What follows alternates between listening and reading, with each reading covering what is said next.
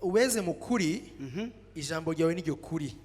ubeze mu kuri kuko ijambo ryawe ariko kuri.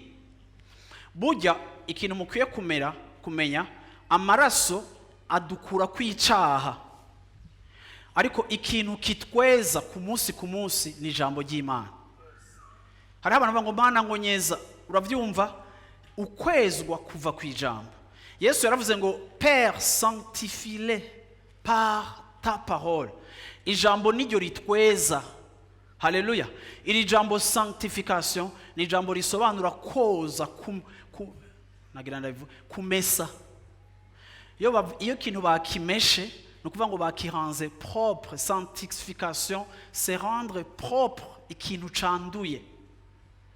Rero ijambo ry'Imana, Yesu yaravuze ngo data ubezeshe ijambo ryanje ry'ukuri, ubezeshe ijambo ryawe ry'ukuri.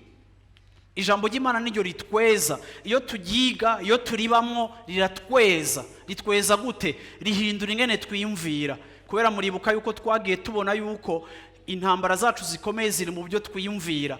Iyo wiyumvira nk'umupagani ufonksiona nk'umupagani, iyo wiyumvira nk'umukristo wadera ku cimviro c'Imana nk'umukristo. Aravuga ngo rero utubezeshe ijambo ryawe.